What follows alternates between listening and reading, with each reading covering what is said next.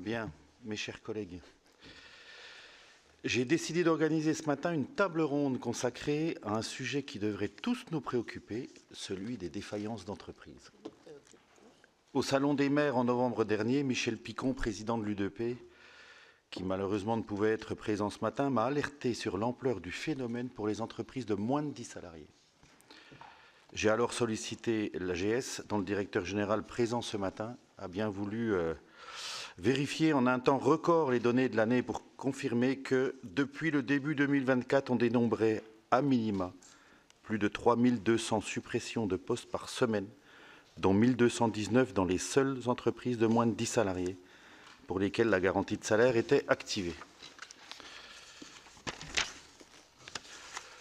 Par ailleurs, le Conseil national des administrateurs judiciaires et les mandataires judiciaires nous transmet tous les mois les données actualisées sur les procédures collectives et les procédures de prévention. Le dialogue avec son président, maître François-Charles Desprats, nous a rapidement fait comprendre que la tendance en 2024 allait au-delà du rattrapage de la situation qui précédait la crise sanitaire. D'ailleurs, les derniers chiffres montrent que 65 175 procédures collectives ont été ouvertes en 2024. L'écrasante majorité des entreprises concernées, 94% employant moins de 10 salariés. Cela correspond à une hausse globale de 16,7% par rapport à 2023 et de 26,9% par rapport aux 51 350 procédures de 2019, donc avant Covid.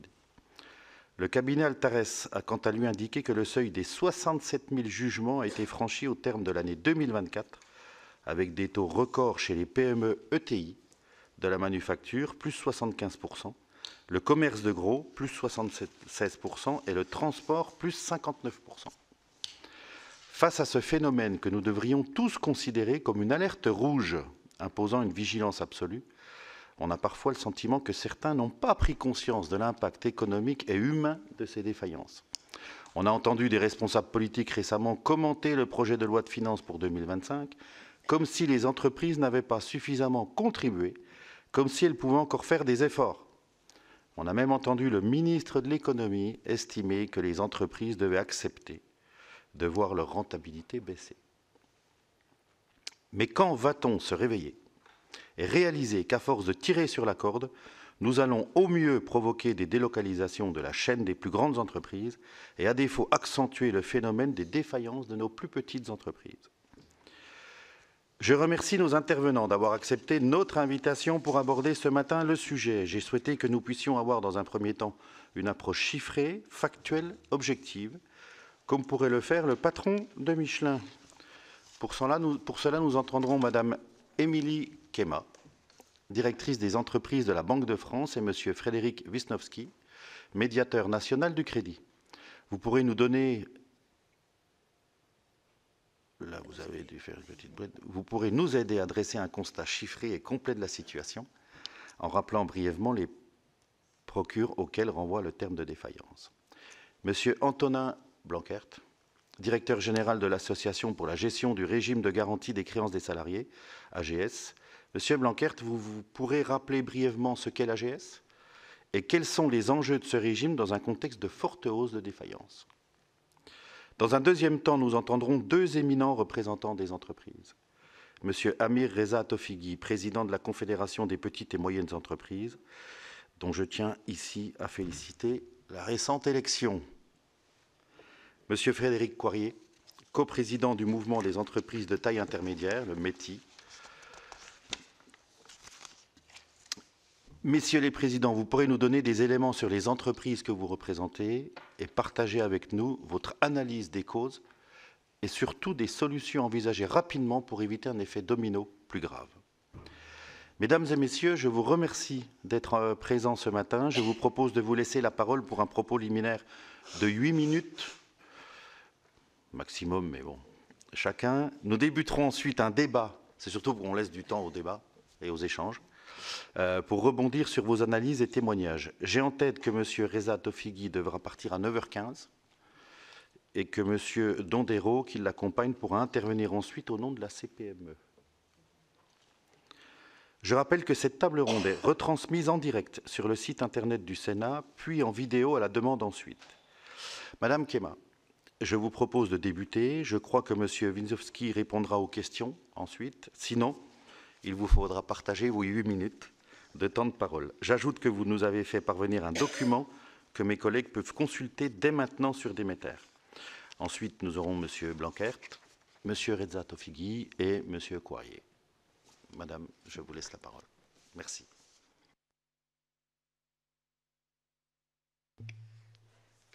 Monsieur le Président de la délégation, Mesdames les sénatrices, Messieurs les sénateurs, Mesdames, Messieurs, je vous remercie de me recevoir aujourd'hui et de me permettre de partager avec vous un certain nombre d'éléments sur la contribution de la Banque de France au suivi et au diagnostic sur les défaillances d'entreprises. Je commencerai mon propos par un rapide tour d'horizon de la situation économique en France. Les dernières projections macroéconomiques de la Banque de France, publiées en décembre 2024, tablent sur une croissance de l'activité de 0,9% en 2025, après 1,1% en 2024. Il existe une incertitude à la baisse autour de cette prévision, réalisée avant la motion de censure de décembre et les annonces plus récentes sur le relèvement des tarifs douaniers aux États-Unis. Conjointement à la reprise attendue de la demande chez nos partenaires en Europe, la croissance serait ensuite plus dynamique en 2026 et 2027, autour de 1,3%, sous réserve d'une diminution progressive des incertitudes et sous l'effet notamment d'une moindre inflation et du desserrement subséquent de la politique monétaire. L'investissement des entreprises resterait pénalisé par la contrainte de débouchés en forte hausse, de loin le principal obstacle à l'investissement devant le coût du crédit. Mais les taux d'intérêt bancaire aux entreprises ont commencé à baisser. Une dernière baisse des taux directeurs est intervenue la semaine dernière. J'en reviens maintenant au sujet qui nous intéresse particulièrement aujourd'hui, celui des défaillances. Le nombre de défaillances a connu un profil d'évolution très anormal depuis les 5 dernières années. Plus précisément depuis le commencement de la crise sanitaire liée à l'épidémie de Covid-19. Cette crise sanitaire s'est traduite de différentes façons. D'une part, la fermeture ou l'activité ralentie des tribunaux de commerce pendant le premier confinement. D'autre part, le déclenchement d'un certain nombre de mécanismes d'aide aux entreprises ou de dispositifs de soutien. Dans ce contexte, le nombre de défaillances a été réduit environ de moitié, passant d'une moyenne annuelle d'environ 59 000 défaillances par an sur la décennie 2010-2019 au point bas de 27 582 défaillances sur un an en octobre 2021. Depuis la fin de l'année 2021, nous assistons à une remontée du nombre de défaillances. Certains ont alerté sur un possible mur des faillites, ce qui n'a pas été le cas. Au contraire, les défaillances ne seront montées que progressivement pour rejoindre au printemps dernier leur niveau pré-Covid. Si l'on analyse plus en détail l'évolution des défaillances sur ces 3 dernières années, plusieurs constatations peuvent être tirées. Tout d'abord, les différents secteurs d'activité n'ont pas tous été touchés au même moment. Dans la construction et le commerce, le rattrapage a commencé dès 2021. Il a été plus rapide. À l'opposé, pour le secteur de l'hôtellerie-restauration, le rattrapage a été plus tardif, vraisemblablement lié aux mesures complémentaires de soutien plus tardives sur ce secteur. Sur la période récente, on note une surreprésentation des défaillances dans les transports, un secteur sur lequel de nombreuses créations d'entreprises avaient été constatées au moment de la crise sanitaire, par exemple les activités de livraison. Au global, à fin 2024, la répartition du nombre de défaillances par secteur en stock n'est comparable à la situation pré-pandémique. On n'a pas de déformation sectorielle de la structure des défaillances. Par taille d'entreprise, également, la situation n'est pas homogène. Si au début de la remontée des défaillances, toutes les tailles d'entreprise ont été globalement touchées, on constate que sur la période plus récente, des structures de plus grande taille, grosses PME, ETI, grandes entreprises, ont été davantage touchées que sur la période précédente. En 2024, 63 ETI grandes entreprises sont entrées en défaillance, contre une moyenne annuelle de 33 défaillances par an avant la pandémie de Covid-19. Penchons-nous maintenant sur la période très récente. Le nombre de défaillances a effectivement dépassé son niveau pré-pandémie au cours des derniers mois. Il s'élève à 65 764 défaillances sur un an à fin 2024 en données provisoires selon la Banque de France, ce qui constitue le point haut de notre série historique. Ces défaillances qui interviennent sur des structures de plus grosse taille et qui sont plus nombreuses ont par conséquent des impacts plus élevés sur l'économie. Ainsi, les encours de crédit portés par les entreprises défaillantes progressent en proportion de l'encours global. Ils représentent à fin 2024 0,61% des encours de crédit contre 0,45% en moyenne sur la décennie précédente. Pour autant, malgré ce point haut enregistré en décembre 2024, la progression du nombre de défaillances, qui avait atteint un point très haut de 52% en janvier 2023, est de moins en moins forte d'un mois sur l'autre. Elle est d'un peu plus de 17% en décembre 2024. Nous pouvons mentionner plusieurs facteurs d'explication à ce nombre et cette dynamique des défaillances. Tout d'abord, il paraît nécessaire de replacer ce mouvement de hausse des défaillances dans le contexte plus général de démographie des entreprises en France. Selon l'INSEE, ces dernières années, particulièrement depuis 2021, un grand nombre d'entreprises ont été créées, environ 1 million d'entreprises par an. On a mécaniquement une hausse du stock d'entreprises et donc une hausse du nombre d'entreprises susceptibles de passer en défaillance. Cette hausse des défaillances s'explique également par un mouvement de rattrapage post-Covid. Comme exposé précédemment, l'évolution des défaillances a été anormale pendant et après la crise sanitaire. On estime à environ 50 000 le nombre de défaillances qui ont été évitées entre 2020 et 2021. Ces défaillances évitées sont progressivement rattrapées. Si on effectue la comparaison entre le nombre de défaillances ces 5 dernières années, donc entre 2020 et fin 2024, et les 5 années précédentes, on a 20% de moins de défaillances sur ces 5 ans par rapport aux 5 années précédentes. Toutefois, si on se félicite de la création de nombreuses entreprises, une PME ou une ETI défaillante ne peut pas être comparée à la somme de petites structures créées récemment. Et c'est un sujet sur lequel Frédéric Wisniewski pourra apporter des éléments complémentaires. On constate également une remontée des radiations qui doit être considérée dans le panorama global de démographie des entreprises. Au-delà de ces deux facteurs spécifiques d'explication, une partie des défaillances reste bien sûr liée à la conjoncture et à l'activité économique. Les circonstances actuelles que j'ai présentées en préambule peuvent participer à fragiliser certaines structures. D'autres facteurs peuvent également être évoqués, tels que des changements dans les habitudes de consommation, qui ont pu entraîner des modifications, possiblement structurelles des modèles d'affaires, mais qui sont difficiles à mesurer.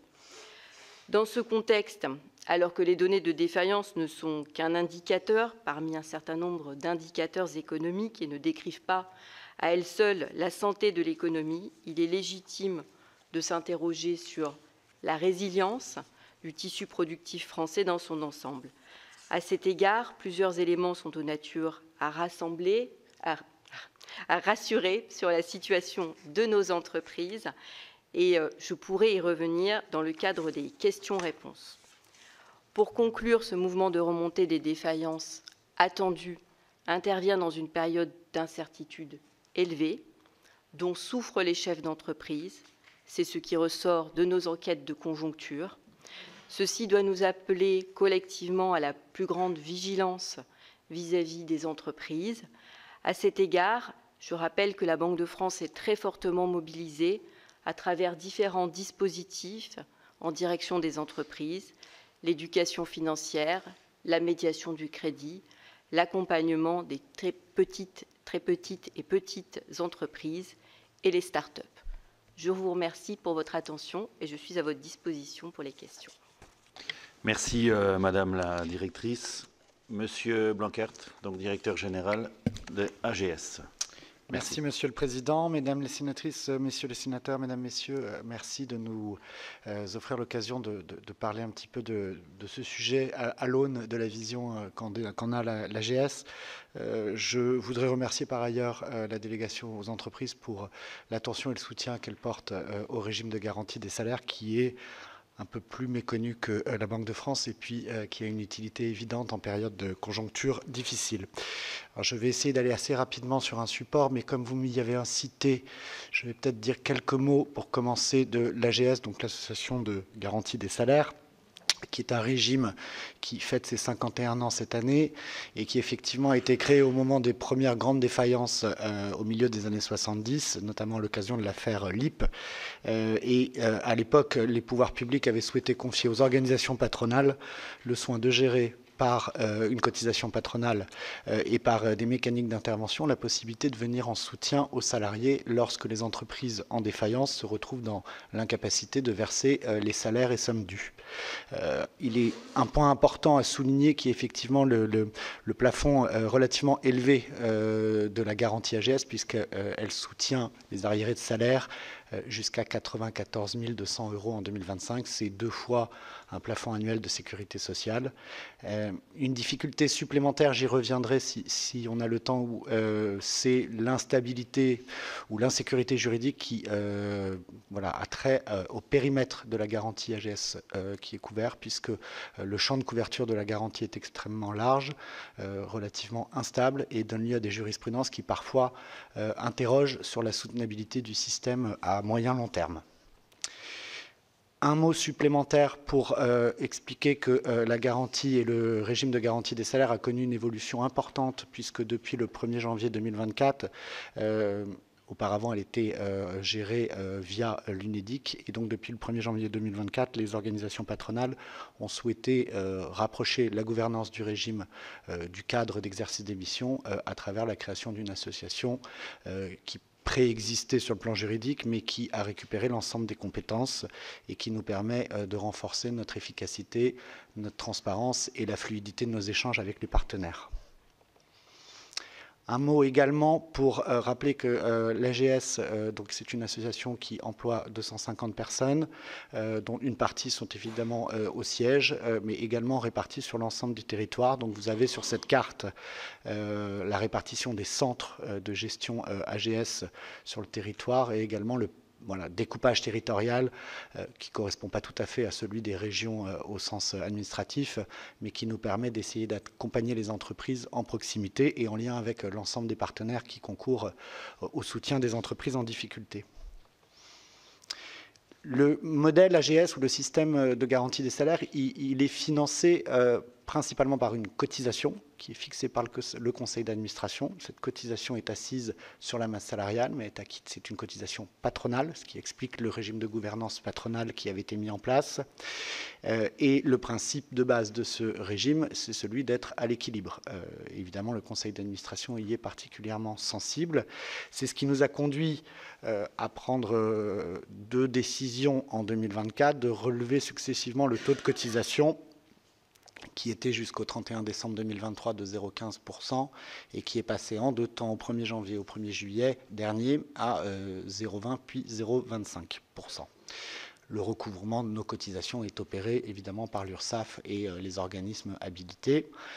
La deuxième composante du financement du système, ce sont ce qu'on appelle les récupérations, puisque l'AGS procède à des avances. Le principe est, dès lors qu'une entreprise est en difficulté, selon les stades de procédure collective, que le mandataire établisse le relevé des créances salariales dues. C'est une des priorités, permettre aux salariés de rebondir le plus rapidement possible et voir l'ensemble des sommes qui leur sont dues être libérées pour, entre guillemets, favoriser le rebond. Mais du coup, arrive le moment de la liquidation de l'entreprise et c'est la deuxième composante du système. À ce titre, l'AGS est un créancier dit super privilégié, ce qui signifie très concrètement qu'en fonction de la nature des actifs qui restent dans les entreprises, une part de ces actifs est prioritairement affectée à l'AGS pour garantir le soutien du système. De manière très schématique, avec toutes les variations liées parfois à des conjonctures et les effets de biais qu'ont pu introduire la période de crise sanitaire qu'évoquaient les collègues de la Banque de France, le système doit être financé sur 2 tiers par la cotisation et 1 tiers par les récupérations. Et c'est l'équilibre subtil de ce système qui peut parfois poser des difficultés de court terme et sur lesquelles on travaille en lien étroit, notamment avec nos partenaires du Sénat JMJ. Quelques chiffres, puisque c'est ce sur quoi vous nous incitez à intervenir. Alors, ce graphique, il est connu et il retrace l'ensemble des défaillances d'entreprises constatées depuis une dizaine d'années, avec l'effet de creux lié à la période de crise sanitaire. Vous avez en bleu donc le nombre de défaillances totales. Ce sont des chiffres de la Banque de France. Et puis, vous avez en rouge la courbe qui est assez parallèle, c'est logique, des interventions de l'AGS. L'AGS intervient sur environ 40% des entreprises en difficulté. Une partie d'entre elles arrive à acquitter l'ensemble des salaires et sommes dus, c'est bien normal. Et nous n'intervenions qu'en logique de subsidiarité dès lors qu'il n'y a pas de fonds disponibles. Un petit focus sur 2024 qui a été une année tristement record puisque sur les 50 et quelques années du régime de garantie des salaires, c'est la 3e année voilà, le record. Les précédentes étant 2015 et 2016, nous sommes intervenus alors à hauteur de 2,132 milliards d'euros. Qui, voilà, à titre de comparaison, en 2015, nous étions intervenus à hauteur de 2,2 milliards. Le nombre de bénéficiaires est extrêmement significatif. J'y reviendrai puisque vous m'y avez invité. Donc 240 000 bénéficiaires. Le montant moyen des avances que nous réalisons vis-à-vis des 247 000 bénéficiaires, se situe de l'ordre de 8 000 et quelques euros. Voilà. Donc ce sont les salaires dus, également toute une série d'indemnités, j'y reviendrai. Nous avons en parallèle donc les cotisations perçues, avec un effet réel du fait de la décision d'augmentation du taux de cotisation qui a été prise par le conseil d'administration, et puis l'effet également des récupérations, sur lequel nous avons un enjeu important. Et voilà, vous voyez que la somme des cotisations et des récupérations ne couvre pas l'intégralité des avances, ce qui signifie très concrètement que nous avons été amenés en 2024, mais également en 2023, à ponctionner la trésorerie et les réserves de liquidité dont nous disposons pour essayer de faire face.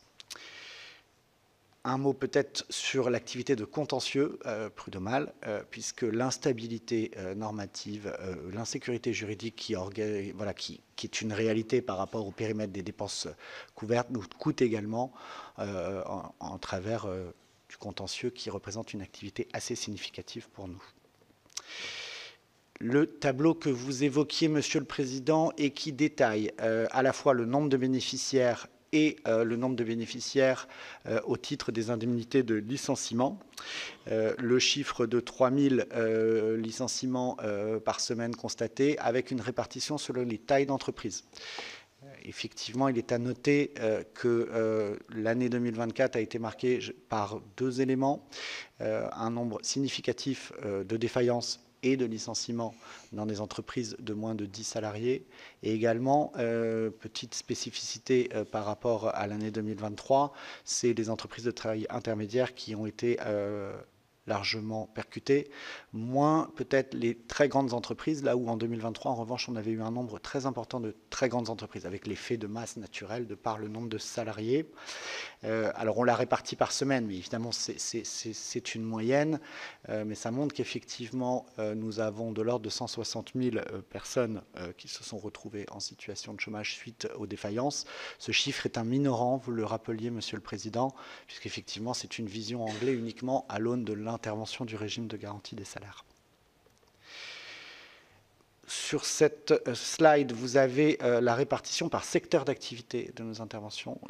Ça a été évoqué par les collègues de la Banque de France, mais effectivement, on a assez classiquement un top 3, entre guillemets, qui se répète année après année, donc que ce soit les services aux entreprises, la construction, les industries, voire le commerce, qui sont des gros pourvoyeurs, ou en tout cas qui sollicitent assez largement le régime de garantie des salaires.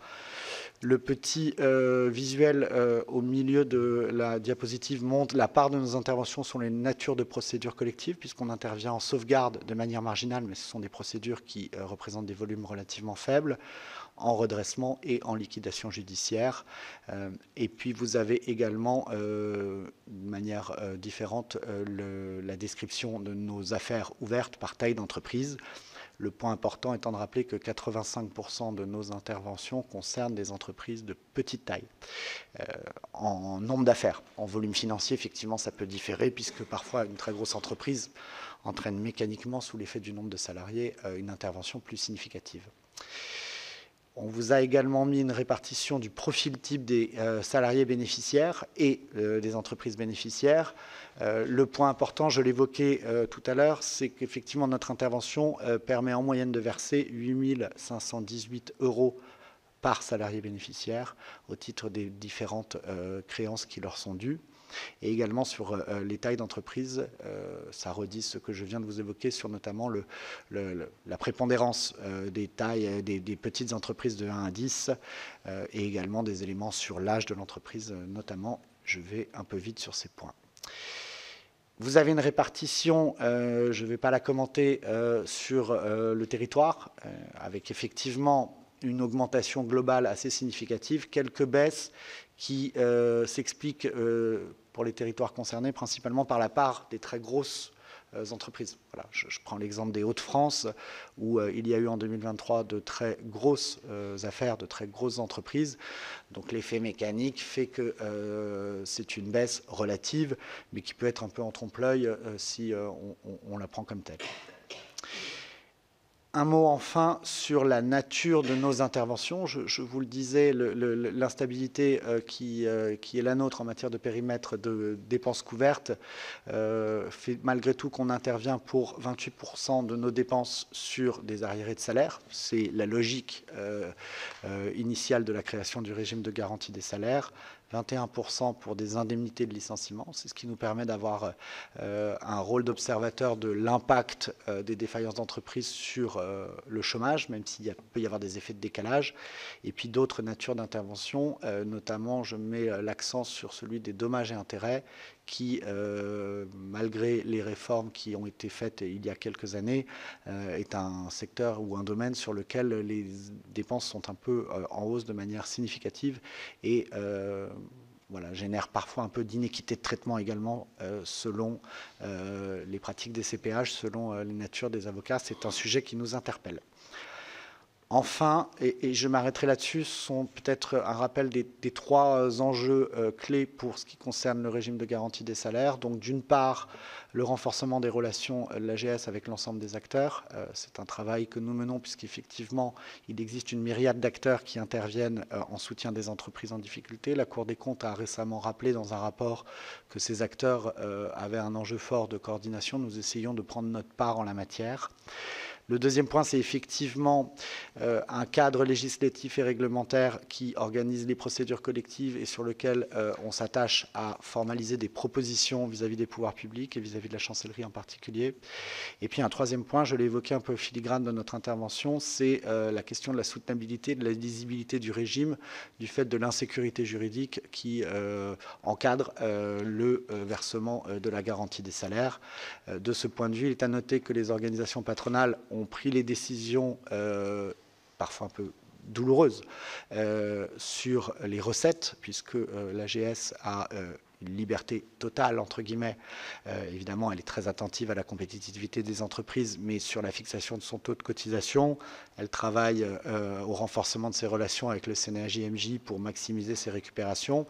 Le champ de couverture de la garantie en matière de dépenses, il relève de la loi et des interprétations jurisprudentielles qui en sont faites dès lors que cette loi n'est pas toujours d'une clarté totale sur l'ensemble des sommes que nous couvrons. Voilà, Monsieur le Président, ce que je pouvais dire. Vous aurez en annexe une comparaison du fonds de garantie AGS français avec celui de certains de nos voisins qui illustre effectivement son champ relativement large en termes de nature de sommes couvertes et de plafond de dépenses. Merci, Monsieur le Président. Merci, monsieur le directeur général. Pardon. Je vais maintenant donner la parole à monsieur le président Reza Tofigui. Je précise juste à mes collègues qui souhaitent poser des questions ensuite que vous pouvez vous inscrire sur la boucle. Ça vous a été proposé par Stéphanie. Merci. Monsieur le président, à vous.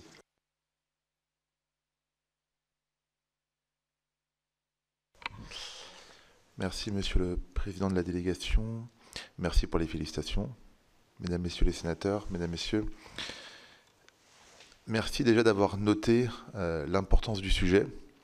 Et c'est vrai qu'il paraît parfois un peu décalé par rapport au contexte actuel lorsqu'on entend, pendant toute la discussion sur le budget, tout ce qu'on a pu entendre sur les impôts et sur les nouvelles taxes sur les entreprises. On a traversé une période de multicrise entre le Covid, la guerre en Ukraine qui a provoqué la hausse des prix de l'énergie, l'inflation, la hausse des taux d'intérêt, et bien évidemment le rattrapage de tout ce qui a été le remboursement des PGE. Forcément, ça a été aussi une charge pour les entreprises sur les années après Covid. Et on y ajoute un changement également des modes de consommation et également des pratiques RH, dans le sens où les salariés aussi ont changé leurs souhaits ou leur volonté d'engagement dans les entreprises. Donc il y a les 4 dernières années, depuis le Covid, les 4-5 dernières années ont été des années de changement majeur pour les entreprises. Alors je vais essayer d'être très très rapide pour plutôt privilégier le temps d'échange et surtout mon temps va être limité ensuite. Peut-être vous dire que la solution, en tout cas pour limiter tout ça, c'est vraiment la sensibilisation. Donc il faut absolument sensibiliser les dirigeants parce qu'on a souvent, et notamment dans les très petites entreprises, une solitude du dirigeant qui fait qu'il y a un moment donné où c'est trop tard. Et souvent, il est seul. Sensibiliser le dirigeant, comment ça passe ? Ça passe déjà par réussir à avoir les signaux faibles qui montrent qu'à un moment donné, l'entreprise est en difficulté. Et ça, c'est un élément majeur sur lequel on doit pouvoir travailler pour pouvoir justement adresser les chefs d'entreprise qui sont en difficulté avant que ce soit trop tard. On a créé les groupes de prévention agréés, donc les GPA, qui aujourd'hui sont homologués. Pour vous donner un petit ordre d'idée, alors le GPA, son objectif, c'est de prévenir et d'accompagner les chefs d'entreprise qui rencontrent des difficultés, et notamment pour rompre la solitude, et qui ne savent pas vers qui se tourner pour avoir des conseils. Donc c'est des chefs d'entreprise qui sont bénévoles, et qui accompagnent d'autres chefs d'entreprise, qui les mettent en relation avec des personnes qui peuvent les aider. Pour vous donner un exemple, on a développé un GPA dans le Loir-et-Cher, et du coup dans la région Centre de Val-de-Loire. On a l'année dernière 75 bénévoles qui ont accompagné 280 chefs d'entreprise. Et donc à chaque fois, il y a un accompagnement, il y a parfois, dans des très rares cas, il y a des pré-relais qui sont mis en place, parce que la région peut aider. Il y a les bons interlocuteurs qui sont là pour aider, et donc on a des cas où justement on arrive à accompagner les dirigeants pour les sortir des situations difficiles. Aujourd'hui, ces GPA, ils ont un manque de moyens, donc c'est très disparate. Parfois, on a des personnes localement qui ont réussi à le développer, qui ont réussi à faire un partenariat avec la région. Parfois, il y a beaucoup moins de financement. Parfois, on a des GPA qui sont complètement absents. Donc là, on a un objet qu'on peut développer pour justement permettre localement d'accompagner les chefs d'entreprise. Et pour que ça marche, il faut aussi que les chefs d'entreprise le connaissent. Et donc ça, c'est également notre rôle de le pousser auprès de tous les entrepreneurs pour qu'ils sachent qu'ils ont ce type de mécanisme qui existe. Peut-être vous dire aussi que dans les procédures pour les entreprises qui sont en difficulté, on en a qui sont en amont de la difficulté, il faut vraiment les privilégier. Donc par exemple le mandat ad hoc qui permet en plus d'avoir une confidentialité. Donc c'est tous ces procédures qui permettent de ne pas justement afficher la difficulté de l'entreprise et d'être très en amont qu'il faut pousser parce qu'elles permettent vraiment de résoudre les problèmes et de ne pas arriver trop tard. Donc aujourd'hui le mandat ad hoc c'est que 13% des procédures, donc c'est ce genre de procédure qu'il faut développer. Et toujours renforcer la confidentialité parce que par exemple si on prend la conciliation qui elle, à un moment donné, perd son côté confidentiel.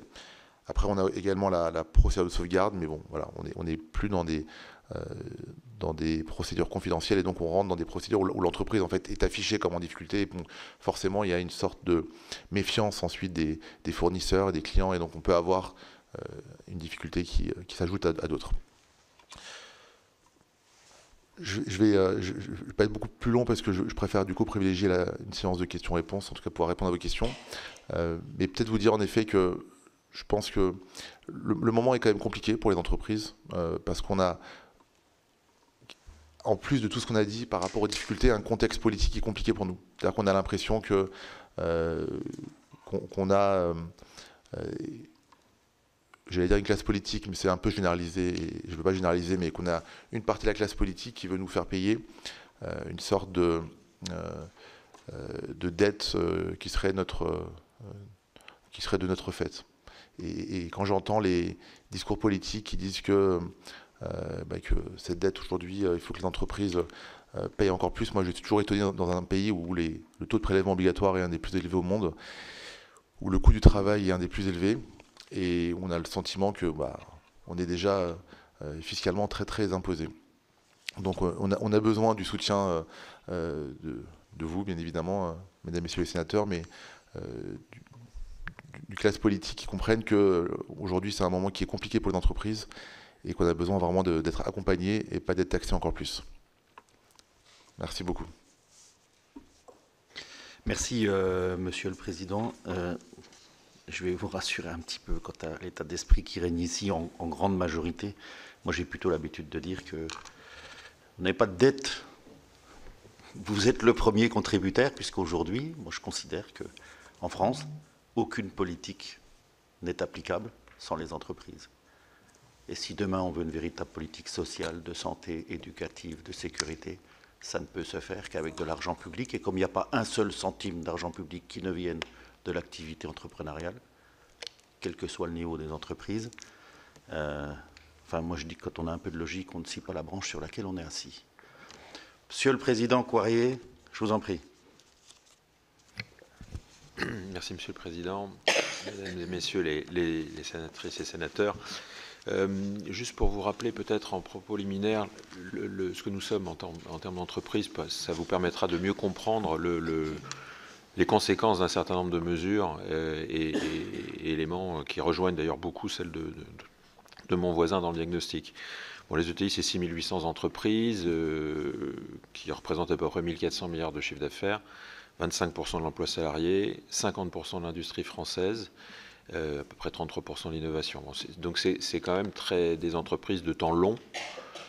70% sont à capitaux privés. Et quand je dis ça, c'est des familles, des managers, des capitaux longs qui sont engagés. Bien sûr, il y a des filiales de grands groupes. Et c'est 125 000 établissements en France, dont 80% en province. Et c'est souvent des PME, en fait. Parce que c'est plutôt une ETI, c'est plutôt une fédération de PME dans la plupart des cas. Donc on retrouve beaucoup de caractéristiques communes. C'est des entreprises qui, par nature, sont très résilientes. Moi, je peux vous en parler, parce que ça fait très longtemps que j'évolue au sein du métier. Sur les 10 dernières années, on a connu plein de périodes difficiles, même 2008. Et dans toutes ces périodes, les ETI ont plutôt été des airbags de l'économie, ont bien résisté. Et même pendant la période Covid, elles ont créé de l'emploi. C'est la catégorie qui est la plus stable, je dirais, dans son comportement par rapport à l'emploi. Et c'est peut-être la première fois qu'on commence à avoir un changement fondamental. Et c'est là où je vous dis, je pense qu'on est à la croisée d'un chemin. Je rejoins tout à fait le propos d'Amir sur le fait que nous sommes dans une période où il ne faut pas se tromper.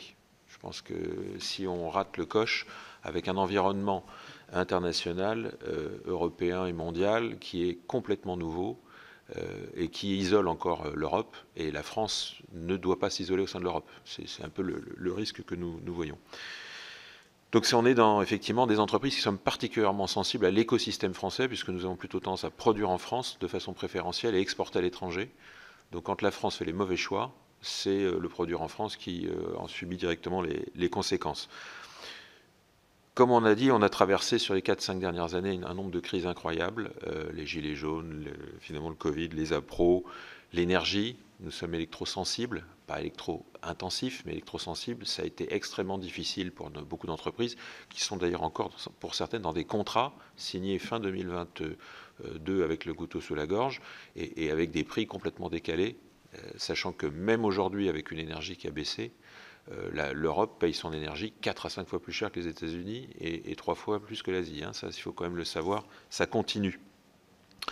Il y a effectivement des sujets structurels, je reviendrai dessus après pour les sujets budgétaires, parce que ça, nous avons toujours un décalage compétitif français, il faut le rappeler.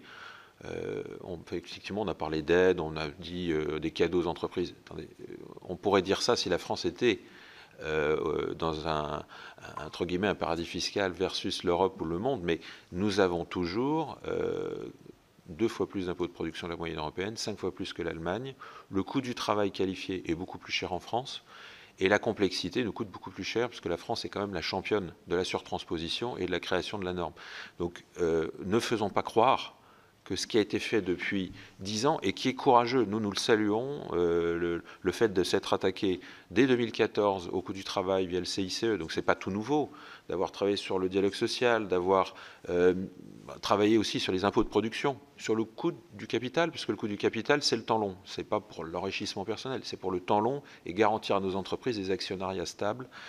Tout ça, encore une fois, a eu des conséquences positives, et les déficits de l'État ne sont pas liés à tout ça. Quand vous regardez le rendement du PFU, quand vous regardez le rendement même des impôts de production qui ont été baissés en taux, ils ont rapporté autant qu'avant la baisse.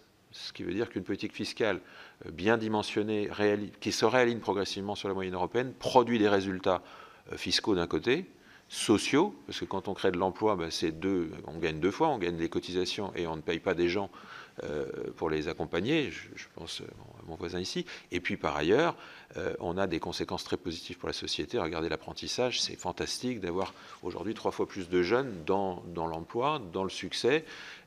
Quel ferait-il s'il n'y avait pas ces progrès? Donc il y a un retour sur investissement pour la nation, pour l'entreprise, et on ne peut pas dire que les entreprises sont responsables des déficits, et là effectivement je rejoins complètement mon voisin. Il y a des sujets sectoriels, et là évidemment on a, Banque de France les a bien décrits. Nous on voit une catastrophe arriver, c'est l'immobilier, le bâtiment. C'est pas encore dans les comptes, mais ça va être terrible sur 2025 et 2026, puisque c'est du temps long aussi. Nous voyons aussi que le secteur automobile se durcit considérablement. Il y a dans nos PME ETI beaucoup de sous-traitants de la chaîne automobile qui subit à la fois un changement brutal de modèle et une crise économique de volume, avec une concurrence chinoise qui est effrénée. C'est pas, même avec les effets de droits de douane, on n'arrive pas à freiner la vague chinoise qui aujourd'hui déferle sur l'Europe. Donc on a quand même quelques secteurs qui aujourd'hui n'ont pas encore, sont pas dans le dur. Peut-être que d'autres l'ont été et maintenant c'est stabilisé, mais il y en a d'autres qui vont arriver là. Si maintenant je reviens sur le budget. Il y a effectivement une très grande inquiétude. Alors bon, certes, le fait qu'il soit adopté, c'est quand même important, parce que l'incertitude, il n'y a rien de pire pour les chefs d'entreprise. On a besoin de visibilité, de prévisibilité. Alors même s'il n'est pas satisfaisant, il est adopté, ce qui nous redonne un peu d'air et un peu j'espère en tout cas que les entreprises prendront des décisions, puisque nous avons aujourd'hui 6 ETI sur 10 qui ont mis en suspens leurs investissements, et même pour certains qui les ont suspendus. La situation actuelle des ETI, c'est 1 sur 2 qui voit son chiffre d'affaires baisser actuellement. C'était beaucoup moins en début 2024. C'est plus d'1 sur 2 qui voit sa rentabilité se dégrader. Donc les résultats sont quand même clairs. Je vous disais tout à l'heure, 6 sur 10 qui ont mis en suspens en attente leurs investissements. Il n'y a que 16% des ETI actuellement qui ont un meilleur carnet de commandes que début 2014. C'est très peu, hein, c'est 1 sur 6. Et je peux vous dire dès à présent aussi sur l'aspect apprentissage, nous avons déjà 35% des ETI qui disent avoir freiné leur effort d'apprentissage. Et ça, c'est à mon sens assez dramatique, parce que l'apprentissage, c'est bon pour tout le monde, et surtout quand on veut réindustrialiser aussi, parce que les savoir-faire, on ne les reconstituera pas autrement que par la formation. Donc évidemment, toutes les mesures qui viennent augmenter le coût du travail Je pense à le sujet sur l'apprentissage, je pense notamment aussi le versement mobilité régionale, c'est quand même une augmentation du coût du travail qui va venir, dans beaucoup de cas de figure, s'ajouter. C'est quand même, c'est quand même très inquiétant. La hausse des prélèvements obligatoires, la surtaxe d'IS touchera 5 à 10% des ETI. Je vais vous expliquer pourquoi. C'est que comme on ne prend pas le chiffre d'affaires consolidé, mais les chiffres d'affaires sociaux empilés, vous avez beaucoup d'ETI qui sont multi-établissements, qui consolidés font X et qui déconsolidés font 3X. Donc vous allez avoir beaucoup d'ETI touchés. Ça ne touchera pas que des grands groupes. Et ça, c'est quand même très, très compliqué. Voilà, l'augmentation de la fiscalité sur le capital qui est mise en place est également un sujet d'attention parce que pour que les entreprises soient de temps long, il faut qu'elles puissent se transmettre. Et ça se fait par, je dirais, l'épargne et donc la constitution d'un capital sur la durée. Nous avons à venir, évidemment, le PLFSS sur le sujet coût du travail. Il y a on va rogner, je dirais, les taux de réduction des charges sur un certain nombre de salaires. Soyons très attentifs parce que les salaires qualifiés, il y en a beaucoup. Il y en a beaucoup dans les ETI, il y en a beaucoup dans les ETI. C'est à peu près 50% de notre masse salariale. Donc, encore une fois, soyons très attentifs à ce sujet du coût du travail. Je voudrais terminer, effectivement, sur un sujet d'espoir quand même. D'abord parce que les entreprises restent volontaires, restent engagées. Encore une fois, nous avons des entreprises qui ont passé des crises, mais encore une fois, je pense que là, nous sommes dans un momentum qui est quand même très différent de ce qu'on a connu jusqu'ici, avec une géopolitique mondiale qui nous impacte fortement. Les Américains se refermant, la Chine va venir encore un peu plus sur l'Europe, c'est assez naturel, puisqu'elle va vouloir trouver des débouchés. Ça va être évidemment un sujet d'attention et de compétitivité. Il y a un schéma, il y a vraiment un lieu où on peut faire à faible coût, puisqu'on a des sujets budgétaires, c'est la simplification. Je voudrais vous remercier d'ailleurs, monsieur le sénateur, puisque vous avez porté toute une démarche sur la simplification. Voilà, il y a deux points qui sont importants. Il y a à l'échelle nationale, effectivement, sur freiner la constitution de normes. Et puis, il y a un point qui peut beaucoup nous aider, c'est la constitution de la catégorie ETI européenne, qui peut permettre, d'une certaine façon, d'arrêter cette vague qui est en train de déferler sur nous et indirectement sur mon voisin, puisque quand on remplit la CSRD, les grands demandent aux ETI qui demandent aux PME. Donc tout le monde va y passer. Ça, effectivement, cette reconnaissance qui est aujourd'hui à l'agenda européen, qui est poussée par la France, et on vous encourage en tout cas à continuer, qu'il s'agisse du Sénat, du Parlement, de l'ensemble des hautes administrations, poussons sur ce sujet-là, puisqu'il peut nous permettre peut-être, dans ce marasme global, bien d'avoir une ouverture positive qui sera vécue, à mon avis, très positivement par les chefs d'entreprise, puisque la complexité aujourd'hui est un des principaux irritants de nos chefs d'entreprise au quotidien, et ça consomme énormément d'énergie, ça ralentit nos projets, bref, ça nous rend quand même beaucoup plus fragiles. Voilà. Merci, Monsieur le Président. Deux points sur la simplification. On ne lâche pas, puisque j'ai un rendez-vous là avec Madame la ministre Louwagie pour voir de quelle manière on continue les choses, parce que la PPL que j'avais déposée et le projet de loi du gouvernement dans lequel était intégrée la PPL a été voté au Sénat, ont été votés au Sénat tous les deux, donc il faut qu'on trouve une continuité législative pour vraiment aboutir à du résultat. Donc on continue.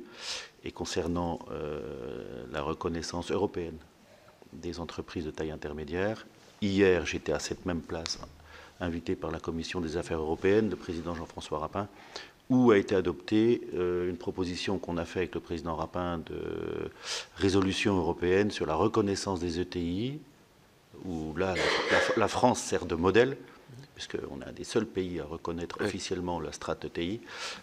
Et donc, cette PPRE va bientôt être examinée dans l'hémicycle pour être envoyée après au niveau de l'Europe, et qu'on aille plus vite dans cette reconnaissance, parce que l'Europe exprime une volonté d'eux, mais ne le fait pas. Donc on veut pousser pour que la reconnaissance soit effective. Voilà. Et donc elle a été votée à l'unanimité hier, la PPRE, en commission des affaires européennes, et je pense qu'il n'y aura aucun souci au niveau de l'hémicycle pour qu'elle soit également votée à l'unanimité, que ça accélère un peu le process. Voilà. Bien, on va pouvoir passer aux échanges. Merci en attendant à chacun d'entre vous pour cette présentation. J'ai dans un premier temps 2 inscriptions sur la boucle, Pauline Martin et Michel Canevet. N'oubliez pas, chers collègues, de vous présenter et d'être concis, l'objectif étant bien évidemment de laisser le plus de temps possible à nos intervenants.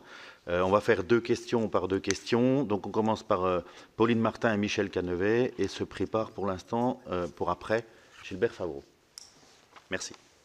Alors, Pauline Martin, sénatrice du Loiret, région Centre-Val de Loire, qui a été évoquée tout à l'heure.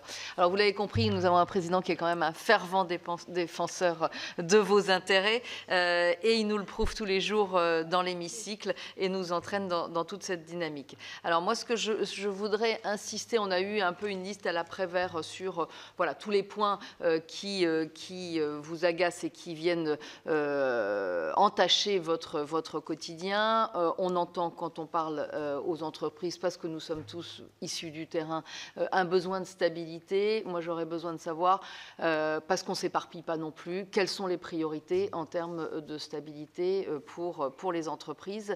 Et deuxième question, vous l'avez un petit peu évoqué avec la Chine, on arrive dans une période de rupture stratégique. En tout cas, ça devient un problème notoire pour les entreprises. Là aussi, comment vous voyez l'avenir à ce niveau-là? Quel scénario, voire quel scénario pour l'avenir en termes de résilience des entreprises? Michel Canevet, sénateur du Finistère, merci beaucoup pour vos interventions qui étaient effectivement éclairantes et qui rejoignent assez bien ce que nous observons sur le terrain, les inquiétudes de nombreux chefs d'entreprise et l'évolution des défaillances d'entreprises qui, même si on a connu une période de forte baisse ces 2 ou 3 dernières années, nous inquiète par le très haut niveau auquel on arrive. Monsieur le médiateur national du crédit, nous avons l'impression sur le terrain que dans le secteur du bâtiment, et monsieur le coprésident du métier l'a évoqué tout à l'heure, il y a quand même de fortes inquiétudes. C'est le 2e secteur en termes de défaillance d'entreprise le plus conséquent. Est-ce que vous voyez une possibilité de redressement à cet égard ou pas?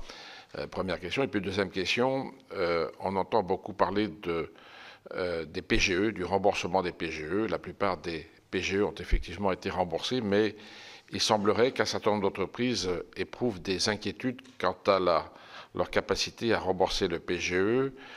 Qu'est-ce que la Banque de France a pu mettre en place, a pu suggérer pour ces PGE, et avez-vous des inquiétudes également à ce sujet?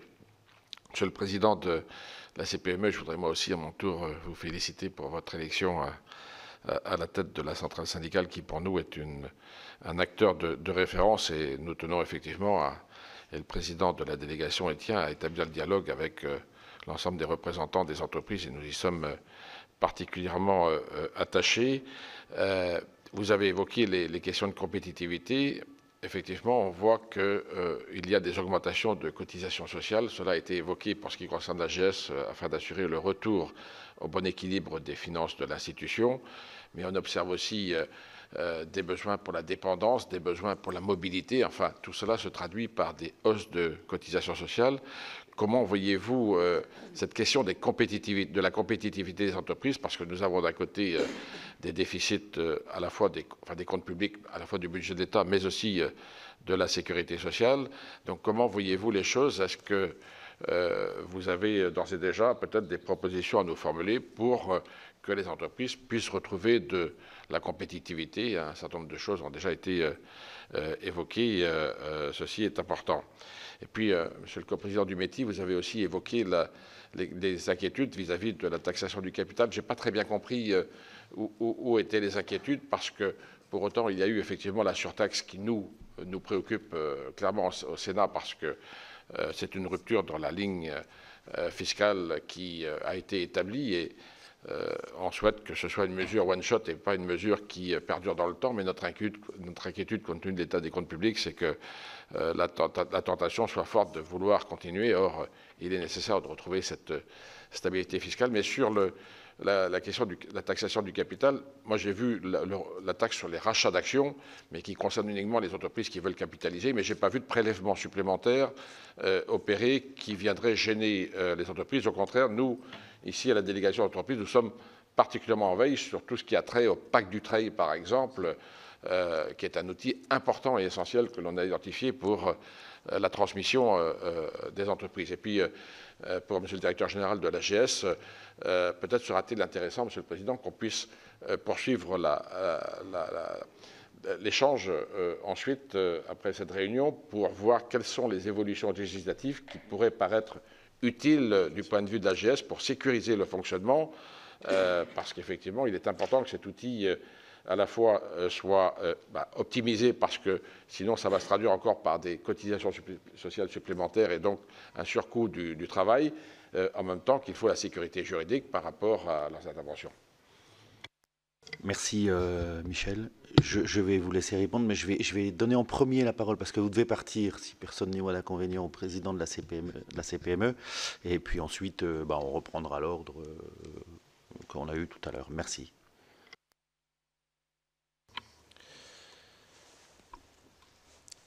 Alors rassurez-vous, on n'a quand même pas pris tous les points qui agacent notre quotidien.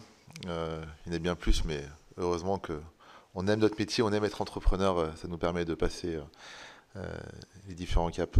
Quand on parle de stabilité pour les entreprises, en fait déjà on parle souvent de stabilité fiscale et coût du travail. Je vous donne un exemple aujourd'hui, donc là les allègements de charges vont diminuer, mais en fait les chefs d'entreprise aujourd'hui ne savent même pas.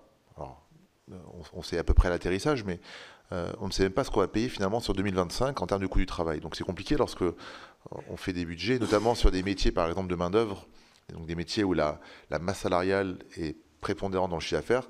Ça peut avoir beaucoup d'impact d'avoir des variations du coût du travail. Et donc finalement, ça empêche un chef d'entreprise de se projeter dans les investissements ou dans les recrutements qu'il va faire si ne sait pas le coût que ça va le coûter de recruter. Donc, quand on parle de stabilité, bien évidemment, c'est coût du travail, fiscalité.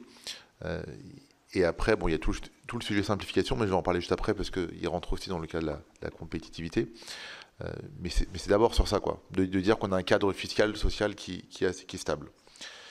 Concernant la Chine, on a eu une habitude française qui a été de se mettre beaucoup de normes, beaucoup de contraintes pour les producteurs et d'accepter d'importer des produits qui ne respectent jamais ces contraintes. Et ça, je pense que c'est la plus grande erreur qu'on ait pu faire, parce qu'on polluait par exemple 1, et on a voulu polluer 0,1, et maintenant on pollue 10 parce qu'on importe de Chine le même produit qu'on produisait en France. Et je pense que là, on a un sujet majeur, c'est comment on fait pour arrêter de se mettre des contraintes qui, au final, ne vont pas dans le bon sens, parce qu'au lieu de produire mieux, en fait, on produit beaucoup moins bien en Chine et on importe, et donc on pollue beaucoup plus. On a un vrai sujet là de changement de mentalité sur les décisions qu'on prend. Et c'est important parce que là, par exemple, en plus, il y a aussi un changement peut-être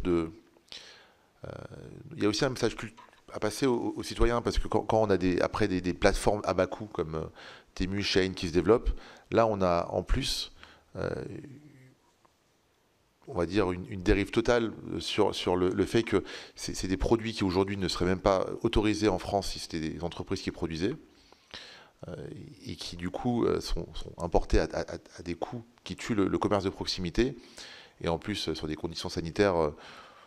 Moi je vous raconte une anecdote, mais j'ai une amie qui avait acheté un produit sur, je ne sais pas si c'est Shein ou Temu, qui voulait tester.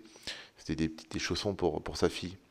Elle les a mis un jour, la fille avait les pieds rouges. Donc, je pense que c'est même dangereux en termes sanitaires.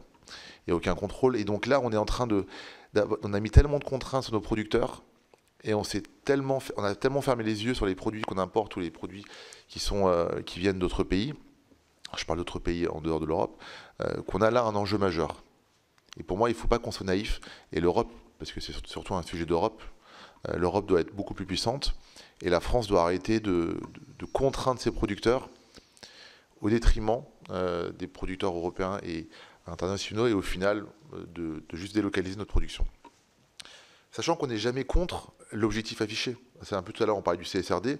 Bien évidemment qu'en tant que chef d'entreprise, on est aligné avec l'objectif de transition environnementale. Je veux dire, on vit tous sur la même planète. La question, c'est comment on y arrive d'une façon pragmatique et pas comment, au final, on rate le coche parce qu'on a juste mis tellement de contraintes que, finalement, c'est la production qui se délocalise. Et d'ailleurs, je valide exactement ce qu'a dit Frédéric aujourd'hui, c'est que les PME vont être impactées par la CSRD, par exemple, puisqu'on en parle, parce que par effet de ruissellement, les grands groupes vont devoir demander à leur chaîne de valeur de respecter les normes et surtout de remplir la norme. Merci pour les félicitations. Et pour répondre à votre question sur la compétitivité, je pense que le sujet majeur qu'on a aujourd'hui, vous avez raison, hein, vous parlez du versement mobilité, la dépendance, on a des besoins de financement aujourd'hui. Mais le choix qui a été fait historique en France, c'est de toujours faire peser le financement de la protection sociale sur le travail. Et donc c'est un choix qui s'entendait quand on avait une société avec beaucoup d'actifs. Aujourd'hui, il s'entend beaucoup moins quand on a plus beaucoup d'actifs et beaucoup de besoins qui augmentent. La santé. Est-ce que la santé devrait être financée par le travail ? La santé, on peut considérer que c'est quelque chose qui concerne tout le monde, qui ne concerne pas que les travailleurs. Donc il y a une vraie réflexion à avoir sur le financement de notre protection sociale et d'une façon générale le financement de certaines dépenses. Moi je pense qu'on doit vraiment sortir de cette habitude qu'on a eue en France depuis toujours, qui est de dire quand on a un besoin, on taxe plus le travail. Donc soit l'entreprise, soit le salarié. Et je pense que ça a également créé cette problématique de salaire finalement, parce que la différence entre le net et le brut, elle est impactée par quoi ? Elle est impactée notamment par les 22, 23, 24% de charges salariales qu'on a. Et la capacité d'un chef d'entreprise à augmenter le coût du travail, elle est impactée par quoi ? Forcément par les charges patronales. Avec un double effet négatif, c'est que bien évidemment les charges patronales sont importantes, et donc l'entreprise ne peut pas augmenter. Et le deuxième effet, c'est que comme ce n'était pas viable, on a dû créer des allègements de charges. Parce que sinon, quand on avait des salaires qui étaient, on va dire, proches du SMIC et qui augmentaient, en fait, on ne pouvait pas recruter. Et donc, on a eu ce qu'on appelle aujourd'hui une trappe à bas salaire, mais on a eu un biais qui est qu'aujourd'hui, quand le chef d'entreprise veut augmenter son salarié, ça lui coûte 2 fois plus cher parce qu'en fait, il a ces allègements de charges qui diminuent. Alors, il y a deux façons de voir les choses. La première, certains qui étaient de dire on supprime les allègements de charges, comme ça, il n'y a plus de problème. Mais sauf que s'ils ont été créés, c'est qu'il y avait bien un problème en fait, de charges à ce niveau-là. Donc, la solution, c'est comment on fait pour réduire drastiquement le poids du financement du modèle social sur le travail. Et je suis pragmatique, je ne vous dis pas que les charges disparaissent et il ne faut pas les mettre autre part. Je vous dis juste qu'il ne faut pas que ça repose sur le travail. Et en faisant ça, je pense qu'on va résoudre le problème de la compétitivité, au moins travail, parce que les besoins qu'on aura ne seront pas financés par le travail, mais seront financés par d'autres modes d'imposition. Et bien évidemment, aussi un peu d'économie sur le coût global, forcément. Merci, Monsieur le Président. Je voulais juste rajouter, compléter un petit peu la question de Michel par rapport à ce que vous venez de dire, avant que vous partiez. On a aujourd'hui un système de protection sociale, de retraite, etc., qui plus ou moins ressort de 1946. Mais à une époque où l'espérance de vie était de 60 ans, où la retraite était à 65 ans, on faisait 45 heures par semaine, minimum 3 enfants par famille. Et on applique aujourd'hui quasiment le même système avec 1,5 enfants par famille, une espérance de vie à 85 ans, un vieillissement de la population beaucoup plus long, donc une nécessité d'accompagnement, notamment en santé, beaucoup plus important. On commence à travailler à 25 ans. Oui, j'ai oublié de préciser qu'à l'époque, on commençait à 14 ans. On commence à travailler à 25 ans. On voudra arrêter le plus tôt possible. On ne fait que 35 heures par semaine. Le que est voulu et c'est pour moi un problème important. Est-ce que vous ne croyez pas qu'il y a un moment, alors la question s'adresse à tout le monde, mais en particulier aux deux présidents de syndicats patronaux, il y a un moment où il faut vraiment remettre le système social, le système de cotisation, vous l'avez abordé, mais sur la table, et notamment ce problème de temps de travail, que ce soit à la fois sur la longueur de la carrière, mais également sur la durée hebdomadaire ou journalière. Merci.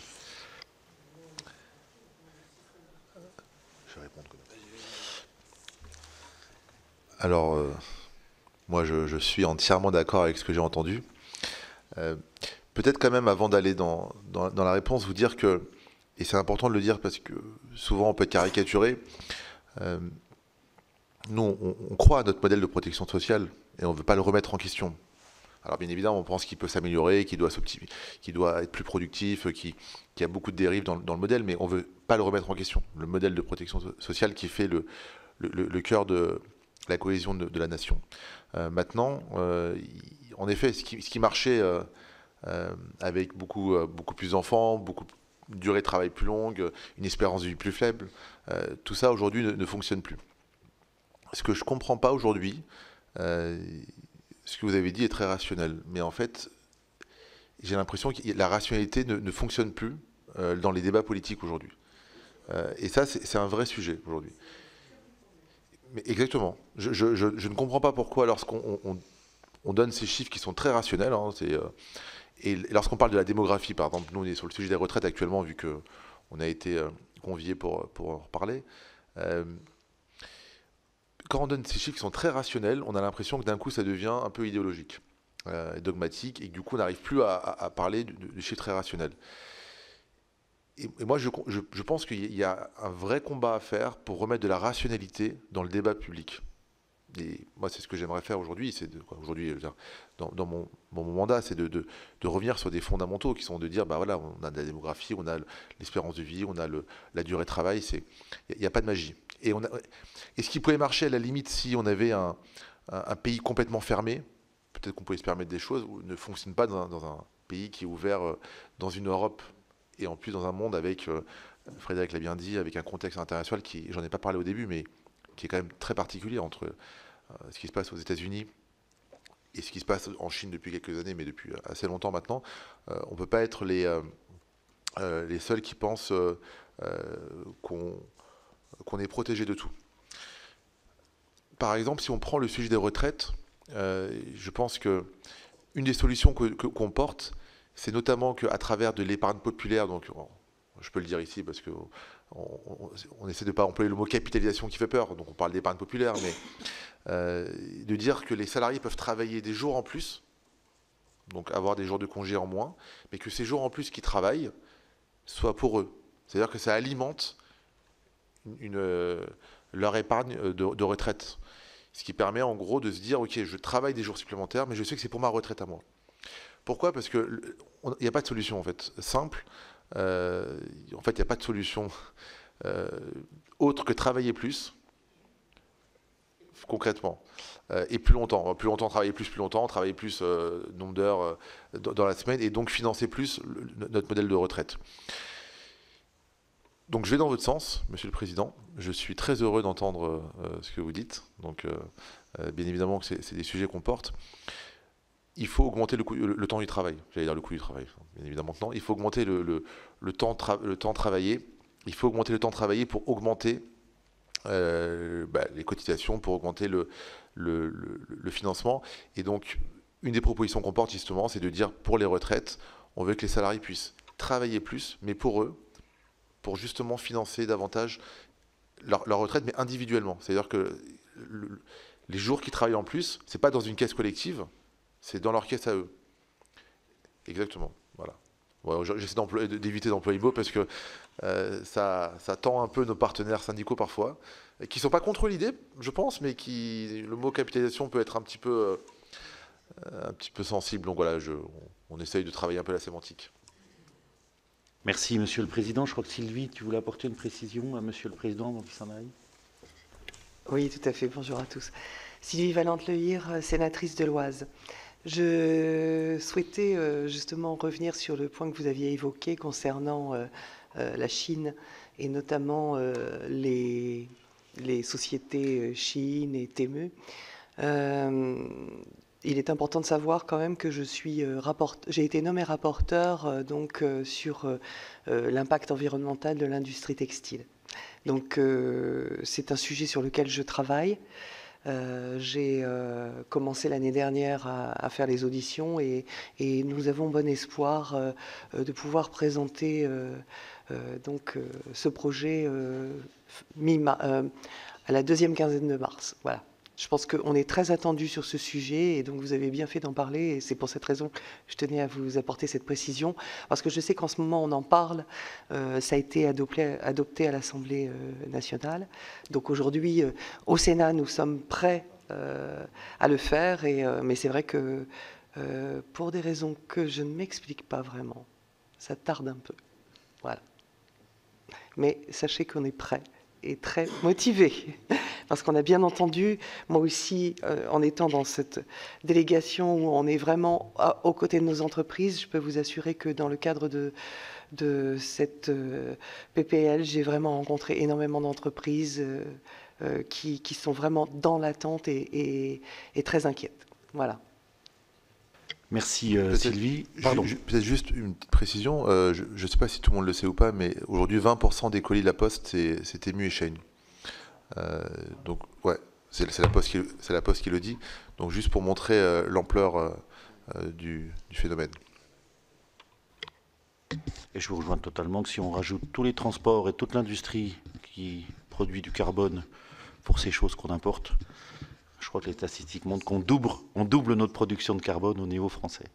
Je vais vous raccompagner, Monsieur le Président. Je laisse les autres intervenants répondre aux deux questions qui ont été posées par... aux plus de 2 questions qui ont été posées par Pauline et Michel. Et si vous voulez même prendre la place de Monsieur le Président, Monsieur le Président... Voilà. Non, ben, dans la salle.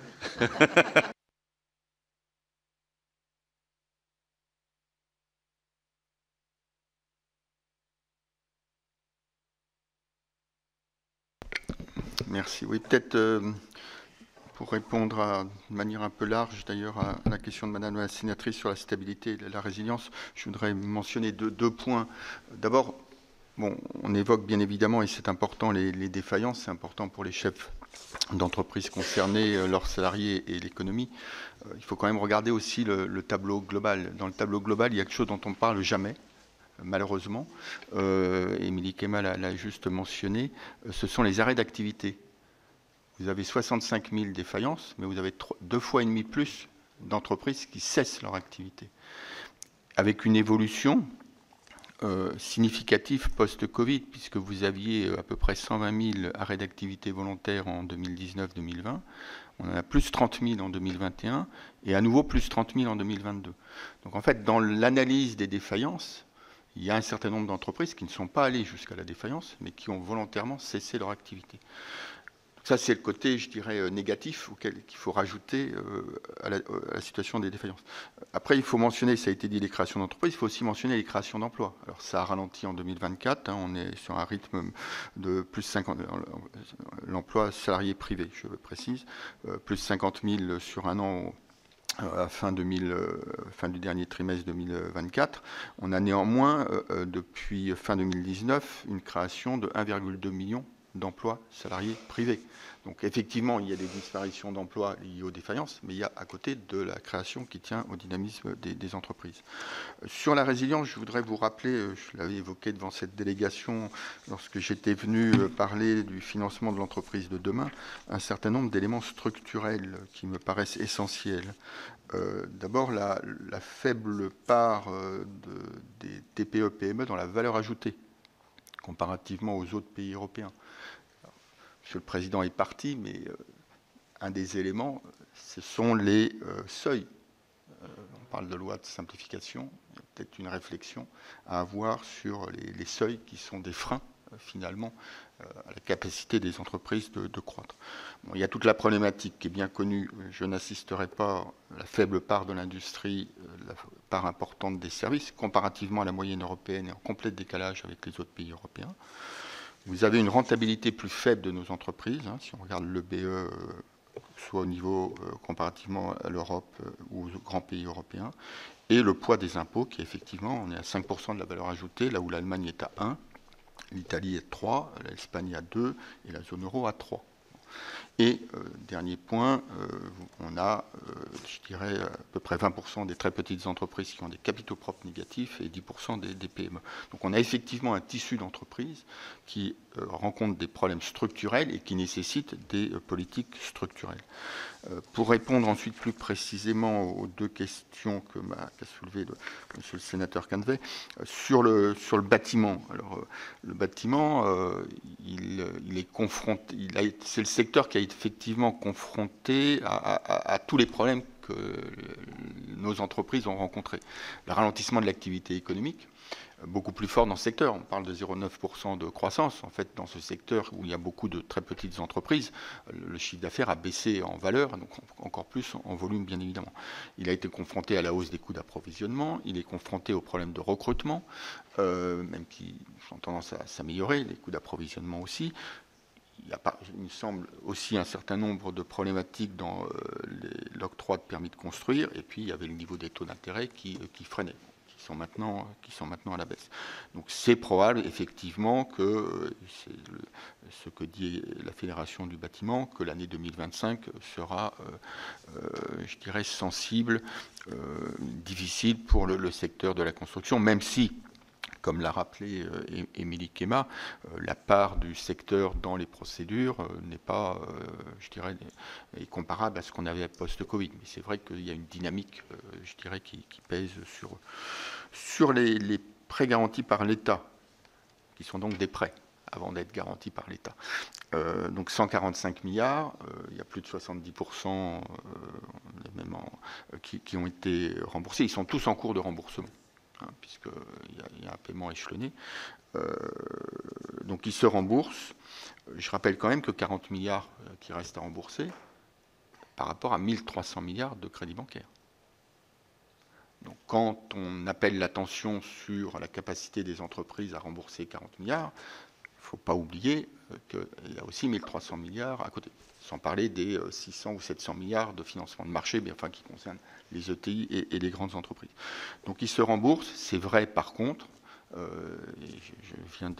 finis un tour de France dans le cadre d'une mission que m'avait confiée l'ancienne ministre Olivia Grégoire. C'est vrai qu'il y a un certain nombre d'entreprises qui éprouvent des difficultés, qui remboursent, mais qui le font avec difficulté parce qu'il n'y avait pas d'activité face à ces prêts garantis par l'État. Donc tout dépend de l'utilisation qui en a été faite. Et donc on est certainement, même si on n'a pas de mesures quantitatives, on verra peut-être dans les bilans 2024, il y a un certain nombre d'entreprises qui remboursent au détriment du développement de leur activité, de l'investissement, du salaire que va se payer le dirigeant. Voilà. Mais voilà. Soit l'État accepte de perdre 40 milliards, soit les entreprises continuent à le rembourser.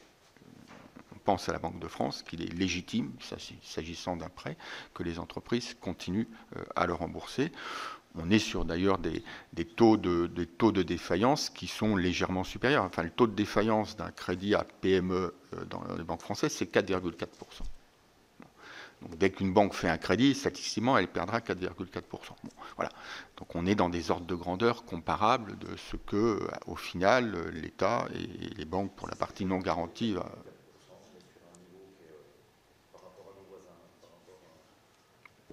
on est inférieur au taux de...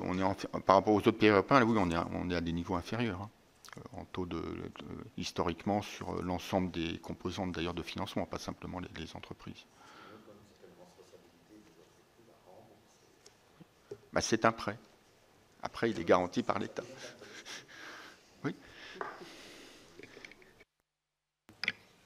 Peut-être répondre aux questions qui avaient été posées sur les priorités. La priorité, c'est le coût du travail. Je pense que c'est le sujet. N'alourdissons pas le coût du travail. Il est déjà largement supérieur. Et comme disait Amir, le net perçu du salarié est aussi impacté par le coût du travail, puisqu'évidemment, quand on est dans une situation économique difficile, on raisonne à coût constant. Je veux dire, vous, comme n'importe quel acteur privé, entreprise ou particulier, quand on a des contraintes, on fait un budget. Voilà, donc à partir du moment où le coût du travail augmente, c'est au détriment de la compétitivité et du pouvoir d'achat des salariés. Donc ça, c'est le premier sujet. Deuxième sujet, c'est on comprend la contrainte budgétaire, mais il faut donner une trajectoire de baisse d'impôts de production. C'est un sujet incontournable. On parle d'industrie, valeur ajoutée. C'est là quelle est la valeur ajoutée. Ce n'est pas dans le négoce. Le négoce, c'est 20% de marge, ou 20% de valeur ajoutée. Dans l'industrie, vous en avez 40 ou 50. La France souffre de ça.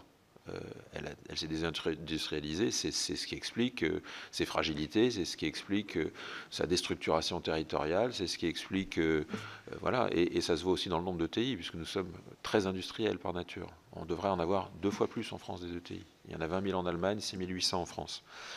Donc je pense que donner une trajectoire, on n'est pas obligé de dire et de se garantir en disant ce sera fait à telle date, mais dire l'objectif affirmé, c'est de se réaligner à moyen terme sur la moyenne européenne, c'est absolument indispensable si on veut espérer se réindustrialiser. Il faut le dire, il ne faut pas tourner pas autour du pot, sinon on va discourir, etc. et on aura des déceptions.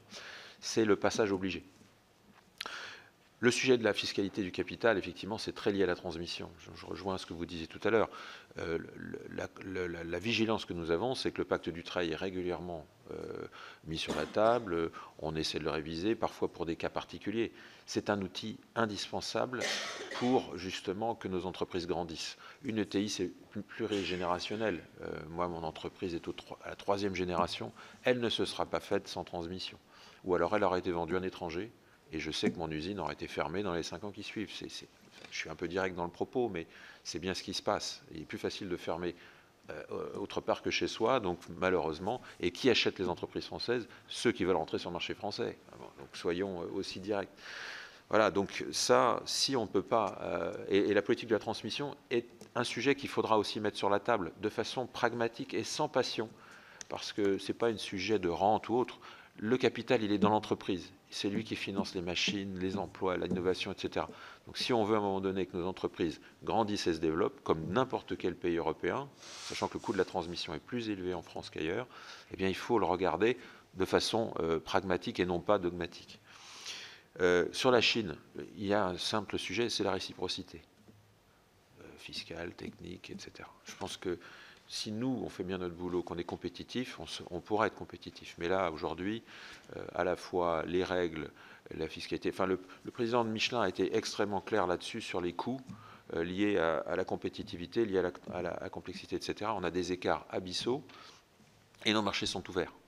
Donc on se fait prendre des parts de marché. Enfin, c'est mécanique, c'est même pas un sujet de performance. On subit voilà, des attaques que nous ne pouvons pas parer.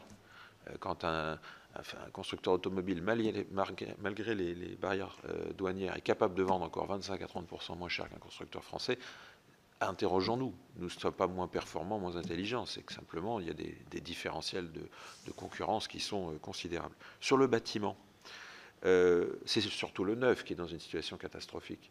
Moi, je suis fournisseur je fabrique des conduits de cheminée, je travaille avec des promoteurs, avec des négociants, c'est la catastrophe. On va construire 50% de logements en moins qu'il y a 2 ans. Il va se construire en France 60 000 maisons cette année, 250 000 les années il y a 10 ou 15 ans. D'abord, c'est catastrophique en termes économiques, et d'un point de vue social, ça crée un vrai problème dans les zones où nous retrouvent nos entreprises. On ne sait pas loger les gens. Voilà, donc à un moment donné, il faut construire là où se crée l'activité. Donc le PTZ va remettre le primo-accédant dans la boucle. Et le marché était bloqué parce qu'on ne faisait que du secondo, terceau. Donc remettre du primo-accédant va remettre voilà, et on va enfin remettre le logement accessible pour les jeunes. La prime rénov', sujet qui a été aussi évoqué, qu'on voulait remettre en question, etc. Essayons de stabiliser le dispositif. Ne serait-ce que le stabiliser. Les gens qui gèrent ça, ce sont des artisans. Ce sont des clients modestes et très modestes. Ce sont des gens qui ont besoin de simplicité. Voilà, si à un moment donné on change les règles tous les 4 matins, on va perdre les gens et les marchés vont pas suivre. Donc à un moment donné, essayons au moins de se dire, avec une enveloppe budgétaire bien sûr raisonnable, mais stabilisons quelques années, le temps que les gens puissent vraiment, voilà, et en monogeste, des choses simples. Pas besoin de faire des rénovations très complexes. Faisons des rénovations pas à pas pour que, voilà, travaux après travaux, avec les moyens dont on dispose, on puisse améliorer son habitat. C'est pas la peine de mettre 100 000 euros ou 50 000 euros tout de suite. Voilà, des choses simples pour aller plus vite. Alors, pour terminer, la simplification, sujet très important. Nous avons l'existant qui est déjà très lourd. On l'a estimé à l'échelle des ETI 28 milliards. C'est le coût de la surréglementation versus ETI. Alors, je ne parle même pas des PME parce que je pense que c'est encore plus important. L'arrivée de la CSRD et de la CS3D, c'est 20% de nos investissements en coût annuel. Donc, on veut nous faire aller vers plus de vertu, mais on vient ponctionner nos investissements en nous mettant 1300 indicateurs à suivre. En gros, on va faire du papier, mais on ne fera pas les investissements qu'il faut. Faisons les choses, encore une fois, rationnelles. Il y a 80% des ETI ont lancé des plans de RSE, etc. Les gens sont dedans. La société évolue, les patrons sont dans la société, ils vont évoluer. Si on met une complexité qui consomme les moyens de faire, on fait fausse route, quoi. Voilà, c'est encore une fois le même constat que pour la compétitivité. Essayons de se faire confiance les uns les autres et ça bougera. Moi, je suis absolument convaincu. Merci, Monsieur le Président. Monsieur le Directeur Général, sur le sujet, pour répondre aux questions, et puis on aura deux questions après Gilbert Favreau et Anne-Marie Nedelec. Moi, je vous propose qu'on essaye de conclure vers 9h45. J'ai notamment une commission des affaires éco à 10h. Donc, Stéphanie, vous voulez... Alors, je vais aller très vite, Monsieur le Président, puisque vous m'y invitez. Effectivement, le principe de l'AGS, c'est les vases communicantes. Donc, à un moment ou à un autre, il y a effectivement toute une série de champs sur lesquels on est en capacité de maîtriser la dépense à tout le moins. Après, voilà, le point de sensibilité, je le dis, c'est l'élargissement continu sous l'effet de l'insécurité juridique de nos dépenses, sous l'effet d'une jurisprudence de la Cour de cassation qui vient vraisemblablement clarifier des points de doctrine qui ne sont pas d'une lisibilité totale dans les textes, plus souvent dans une vision d'extension du périmètre. Et à partir du moment où on est dans un système de vase communicante, à un moment ou à un autre arrive une équation difficile qui est qu'on veut limiter l'augmentation du coût de la cotisation AGS, mais on a besoin du coup d'avoir une sécurisation de la partie dépenses puisqu'elle est moins à notre main. Donc c'est un sujet où il y a toute une série de choses qui pourraient être faites assez simplement, qui ne sont pas non plus, je le dis, des choses probablement antisociales, c'est même des choses qui sont génératrices d'une forme d'égalité de traitement, puisque peut-être le point qui m'interpelle, c'est que ces éléments de jurisprudence qui évoluent génèrent de la complexité, alors sur le champ modeste qui est celui de l'AGS d'une part, et puis de l'inéquité de traitement, puisqu'effectivement, selon les salariés, et c'est rarement les salariés les plus en précarité d'ailleurs qui bénéficient le plus à plein des lacunes des dispositions législatives et réglementaires. Donc moi j'ai bien entendu votre proposition, Monsieur le Sénateur, et je serai évidemment très demandeur de pouvoir vous partager très librement nos analyses et les éléments qui pourraient être apportés pour corriger certaines imperfections du droit. Tout ça dans un débat évidemment très ouvert, puisqu'encore une fois, je ne suis qu'un technicien et moi je mets en œuvre des dispositions législatives, mais celles-ci sont plutôt conçues sous l'angle du travail que sous l'angle de la défaillance d'entreprise. C'est souvent ce qui explique les écarts qu'on peut avoir entre des dispositions qui concernent les travailleurs de manière générale et qui ont des répercussions sur ceux qui se retrouvent en situation de défaillance d'entreprise, qui est un item toujours traité dans un second temps, ce que je comprends tout à fait par ailleurs. Voilà ce que je pouvais peut-être dire, Monsieur le Président. Merci, Monsieur le Directeur Général. Gilbert Favreau, puis Anne-Marie Nedelec pour la dernière question.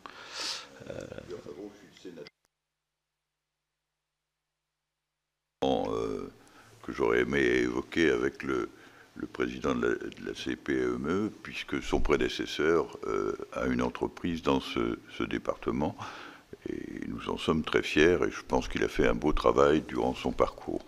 Et j'évoquerai deux sujets qui ont été évoqués. Le premier comme une priorité par le président de la CPME, c'est celui de la situation des gens qui sont en cessation de paiement ou qui vont l'être et qui préoccupe beaucoup de présidents de tribunaux de commerce qui voient très bien que psychologiquement la situation du défaillant est difficile à vivre et parce que c'est souvent des entreprises moyennes ou des petites entreprises de personnes qui sont dans une société et qui ne veulent pas déclarer leur situation réelle Et donc, je crois effectivement qu'il y a aujourd'hui encore du travail à faire, même s'il y a eu beaucoup d'efforts de fait dans ce domaine-là, notamment au niveau des tribunaux, qui ne sont pas dans des logiques de poursuite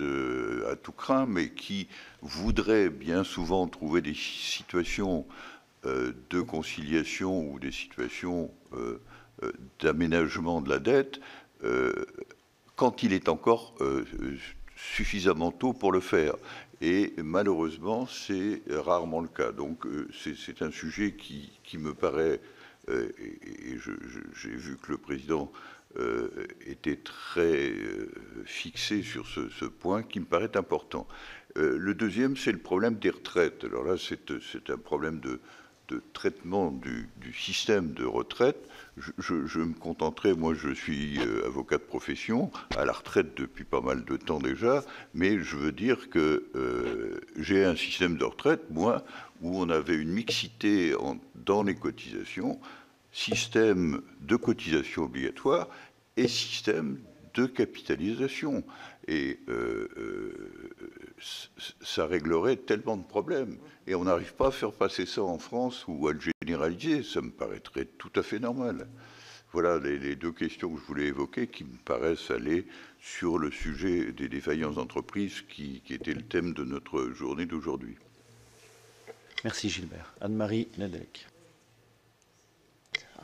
Plus rapide, donc Anne-Marie Nedelec. Moi, je suis sénatrice de Haute-Marne.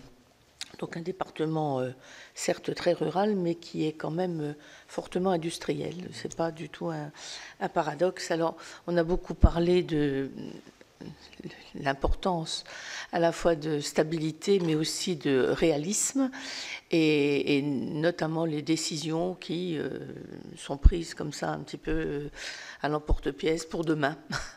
Et ce qui ne va pas du tout avec l'industrie qui a en général besoin de voir un peu plus loin. Et moi, il y a un secteur qui m'intéresse particulièrement, vous l'avez évoqué tout à l'heure, c'est l'automobile.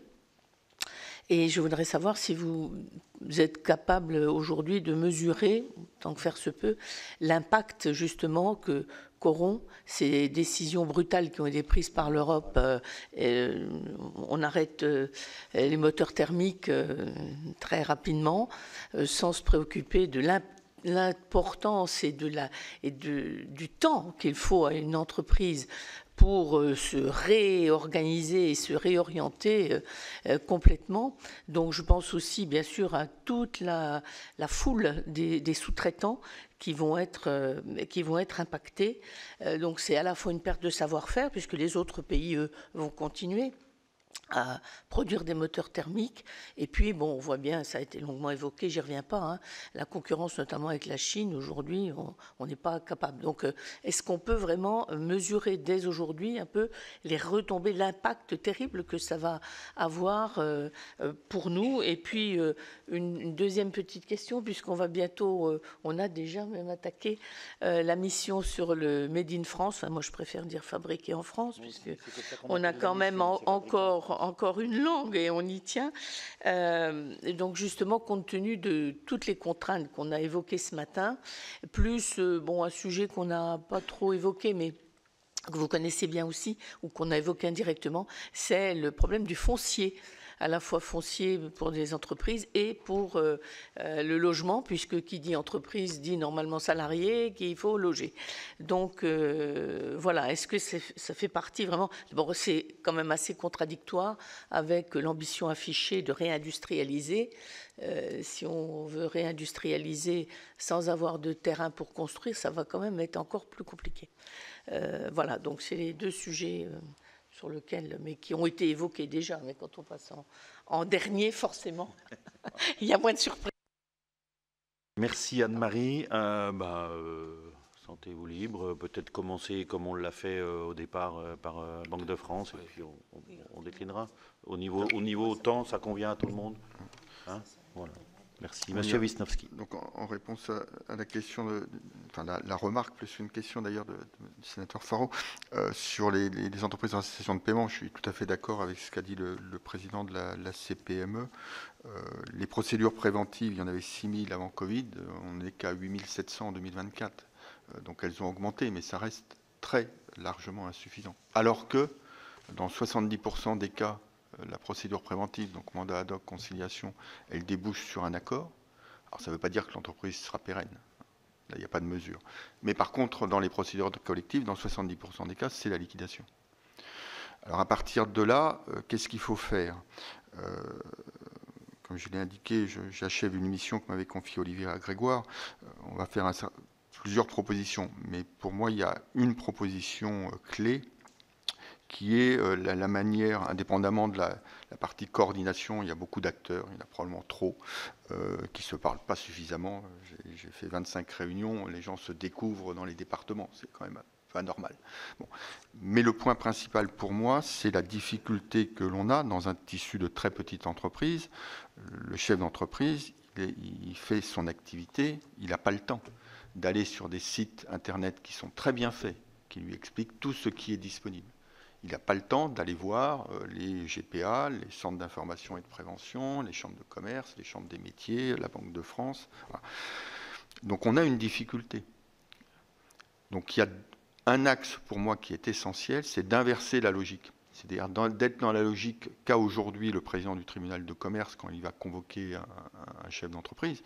Mais malheureusement, quand il le fait, on est à un stade très avancé de la difficulté. Et donc, en fait, cette démarche inversée, il faut la faire dès la création d'entreprise. C'est-à-dire alerter un chef d'entreprise, puisqu'il y a une liberté d'entreprendre, c'est très bien, mais il n'y a pas de permis d'entreprendre. Permis de conduire, il y a des permis de chasse. Donc ça explique qu'il y a beaucoup de créations d'entreprises, mais malheureusement, ces créateurs d'entreprises, ils ne sont pas forcément gestionnaires. Bon.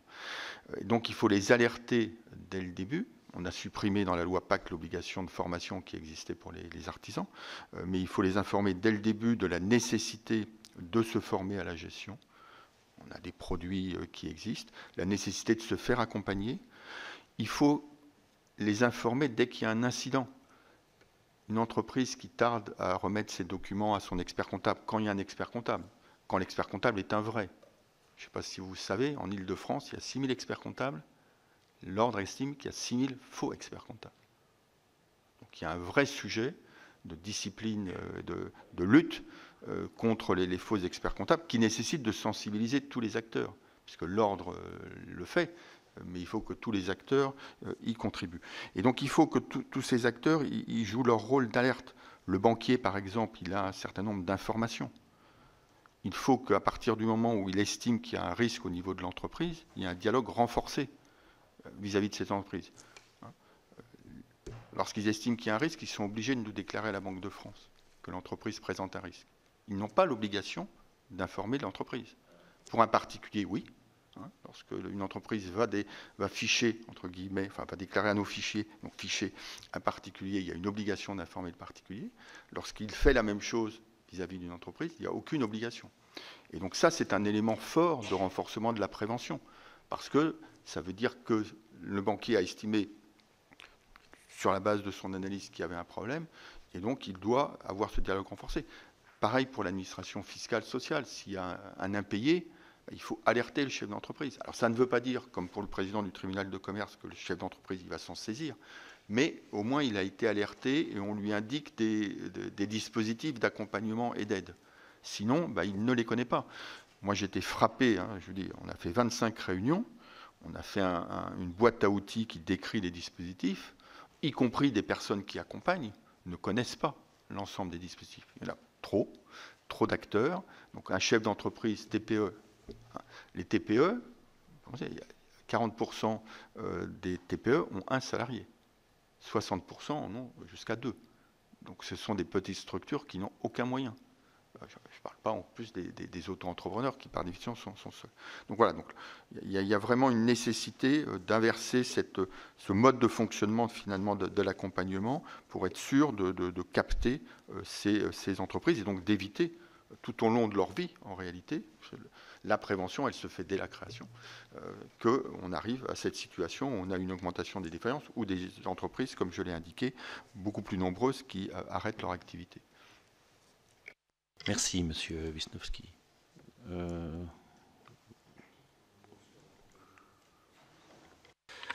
Oui, non, en un mot sur l'accompagnement, c'est quelque chose que la CPME porte depuis longtemps, c'est que le chef d'entreprise, on l'a suffisamment dit, il est tout seul. Peut-être qu'on a beaucoup parlé de simplification, alors il y a effectivement CSRD, CS3D, enfin, il y a beaucoup de grandes normes dont on se dit maintenant que finalement, il faut peut-être arrêter le navire et changer de direction, mais l'inertie est très forte. Mais sur la situation de l'entreprise en difficulté, c'est que le chef d'entreprise, surtout de petite entreprise, il est tout seul et il y a deux problèmes. Il y a un problème psychologique qui est qu'il est dans ses difficultés et effectivement en sortir pour se dire mais il faut que j'aille me faire aider, il faut que je recours à ces procédures qui existent, c'est déjà compliqué. Mais même s'il fait cet effort-là, effectivement, il doit être accompagné parce que ces procédures, elles sont quand même compliquées à comprendre. J'ai assisté récemment à une petite entreprise qui demandait son redressement judiciaire. Pour un chef d'entreprise qui n'est pas accompagné, remplir les quelques pages, il y avait 8 pages, c'est pas énorme, mais des documents à fournir et on demande une liste des créanciers avec les privilèges, les sûretés, les réserves de propriété, etc. Et c'est, enfin, si on n'avait pas envie de rentrer par là parce qu'on était concentré sur ces difficultés, on ne peut même pas tout seul, quand on est chef d'entreprise, comprendre et répondre correctement. Donc il y a vraiment un effort à faire. La simplification, c'est vraiment, je crois, quelque chose qui doit être au cœur de nos préoccupations, y compris pour ce thème-là des difficultés des entreprises.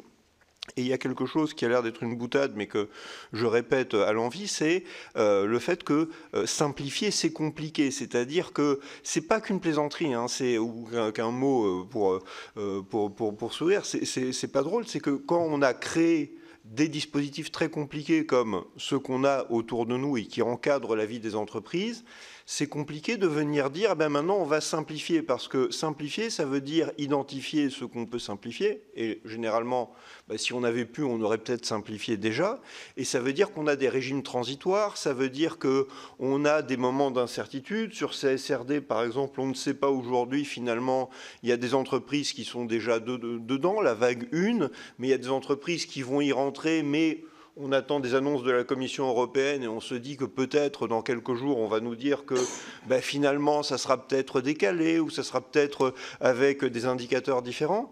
Et voilà, il faut cet effort de simplification, il faut vraiment qu'on le pense et qu'on le réalise de manière efficace et pas par petites touches. Voilà. Monsieur le Président Coury.